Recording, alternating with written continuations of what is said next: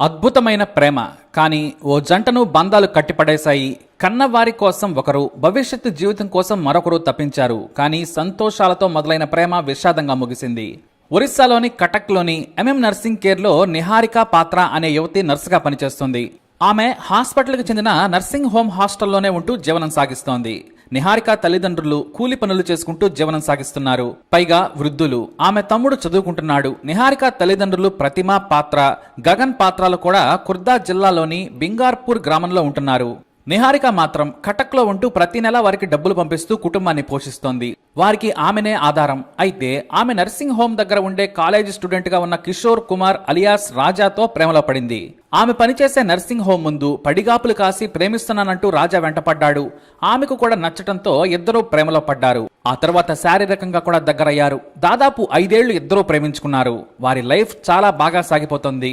Staff nurse కావడంతో నిహారికకు 25,000 వరకు జీతం వస్తోంది. అయితే పెళ్లి చేసుకుందామని నిహారికను ఒత్తిడి చేస్తున్నాడు రాజా. నేను పెళ్లి చేసుకుంటానంటే ఎందుకు ఆలస్యం చేస్తున్నావని నిలదీయడంతో సరేనంది. ఇద్దరి కుటుంబాలు వారి పెళ్లికి మొదట కాస్త వ్యతిరేకించినా ఆ తర్వాత ఒప్పుకున్నారు. కుటుంబాలు కూడా ఒప్పుకోవడంతో నిహారిక రాజా పెళ్లి చేసుకోవాలనుకున్నారు. కానీ నిహారిక తమ్ముడు చదువు పూర్తయినా మంచి ఉద్యోగం రాకపోవడంతో పాటు తన మీదే ఆధారపడుతున్నాడు. అతను సాఫ్ట్వేర్ జాబ్ కోసం ప్రయత్నిస్తున్నాడు. తాను పెళ్లి చేసుకుని వెళ్లిపోతే తన తల్లిదండ్రులు, తమ్ముడు రోడ్డు మీద పడతారని నిహారిక భయపడింది. ఒక్క 6 నెలల సమయం ఇవ్వమని రాజాను కోరింది.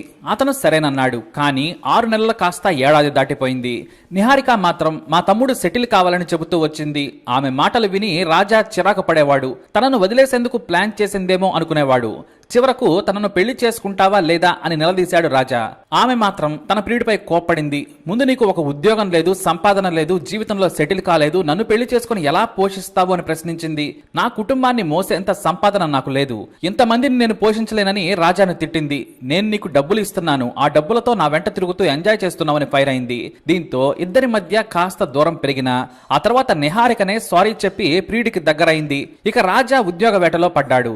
ఎక్కడా కూడా సరిగ్గా పని చేయకుండానే మానేసేవాడు రాజా. 3 నెలలు పనిచేసి 4వ నెల వదిలేసేవాడు. అతని ప్రవర్తనపై నిహారికకు చిరాకు కలిగింది.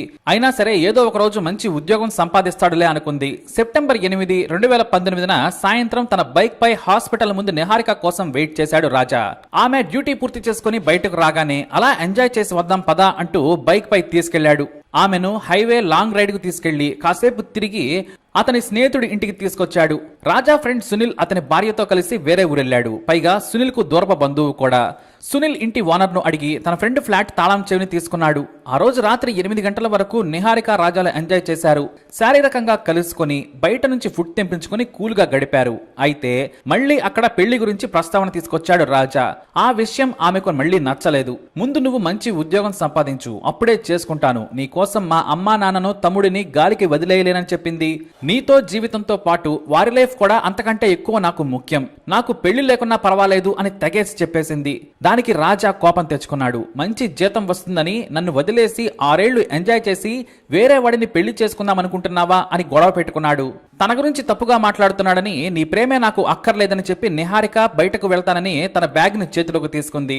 ఆవేశాన్ని ఆపుకోలేని రాజా నిహారిక చున్నీతోనే మెడకు చుట్టి హత్య చేశాడు. కాసేపు పెనుగులాడిన రాజా ముందు ఆమె చాలా బలహీనంగా ఉంటుంది. దీంతో ఆమె అక్కడే చనిపోయింది. ఇక హత్య చేసిన తర్వాత తానెంత ఘోరం చేశానో రాజాకు తెలిసొచ్చింది. తన స్నేహితుడి ఇంట్లో నిహారికను చంపాను, ఏం చెయ్యాలా అని ఆలోచించాడు. ముందు భయపడ్డా ఆ తర్వాత తేరుకుని వారి ఇంట్లోనే ఉన్న గోనె సంచిలో నిహారికను కాళ్ళు చేతులు దగ్గరకు కట్టి మూటలో కుక్కాడు. ఆ మూటను భారీ తాళ్లతో బైక్ పై గట్టిగా కదలకుండా ముడివేశాడు. అతని అదృష్టం కొద్దీ ఆ రోజు బోరున వర్షం వస్తోంది. ట్రాఫిక్ లేదు, పోలీసులు కూడా రోడ్ల మీద లేరు. దీంతో నిహారిక బాడీని సిటీ అవుట్స్కట్స్ దాటిన తర్వాత బిలూకాయ్ నది బ్రిడ్జి మీద నుంచి నదిలోకి విసిరేశాడు. నదిలో ప్రవాహం లేదు, పైగా బ్రిడ్జి కింద చెట్లున్నాయి. ఇక ఆ ప్రాంతంలోకి మనుషులెవరూ కూడా రారని రాజా ఊహించాడు. ఆ రోజు రాత్రి తన రూమ్ కు వచ్చి ఉదయాన్నే తన తండ్రి హైవే పక్కన నిర్వహించే చిన్న దాబా దగ్గరకు చేరుకున్నాడు. 3 రోజులు అక్కడే గడిపాడు.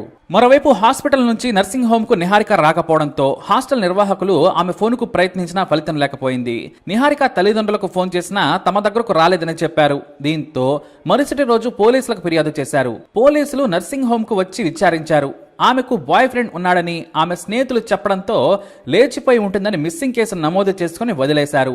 మరోవైపు తమ కూతురు కనిపించడం లేదని, రాజాతో లేచిపోయి ఉంటుందని నిహారిక తల్లిదండ్రులు బింగార్పూర్ పోలీసులకు ఫిర్యాదు చేశారు. ప్రేమ కేసు కావడంతో లేచిపోయి ఉంటారులే అని వాళ్ళు లైట్ తీసుకున్నారు. పోలీసుల నిర్లక్ష్యంతో ఈ కేసు వారం పాటు ఎవరూ కూడా పట్టించుకోలేదు. వారం రోజుల తర్వాత నదిలో కొంతమంది చేపలు పట్టేందుకు వెళ్లగా దుర్గంధం రావడంతో పొదల్లో ఉన్న మూటను చూశారు. అక్కడ ఓ శవం ఉన్నట్లుందనే అనుమానంతో పోలీసులకు సమాచారం ఇచ్చారు. బిరిది పోలీసులు మృతదేహాన్ని స్వాధీనం చేసుకుని విచారించగా నిహారిక అనే నర్సు కనిపించడం లేదని, కటక్లో బింగార్పూర్ స్టేషన్లలో మిస్సింగ్ కంప్లైంట్ ఉందని తెలుసుకున్నారు. నిహారిక తల్లిదండ్రులను పిలిపించారు. వారికి మృతదేహాన్ని చూపించగా ఆమె వేసుకున్న బట్టలతో పాటు ఒక చెవికి ఉన్న బంగారు పోగును చూసి మా అమ్మాయినని విలపించారు. ఆ వార్త స్థానిక మీడియాలో ప్రముఖంగా వచ్చింది. పోలీసుల నిర్లక్ష్యంపై ప్రింట్, ఎలక్ట్రానిక్ మీడియాలో వార్తలు రావడంతో కుర్దా జిల్లా ఎస్పీ రంగంలోకి దిగారు. నిహారిక ప్రియుడు రాజాకు ఫోన్ చేస్తే స్విచ్ ఆఫ్ అని వచ్చింది. అతని తండ్రికి ఫోన్ చేసి రాజాని తీసుకుని స్టేషన్కు రావాలని స్థానిక పోలీసులు ఫోన్ చేశారు.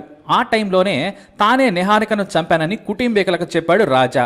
కానీ వాళ్ళు పోలీసులకు చెప్పకుండా రాజాకు 3,000 రూపాయలు ఇచ్చి చెన్నైలోని బంధువుల ఇంటికి పంపారు. అంతేకాదు, పాత ఫోన్ ఇంటి దగ్గర పడేసి కొత్త సిమ్, కొత్త ఫోన్ కొనుక్కొని చెన్నైకి పారిపోయాడు. ఈ విషయాన్ని పోలీసులు గుర్తించి రాజా కోసం వేట మొదలుపెట్టారు. 10 రోజులైనా రాజా దొరకలేదు. అయితే రాజా కుటుంబీకుల ఫోన్లను నిఘాలో పెట్టారు పోలీసులు.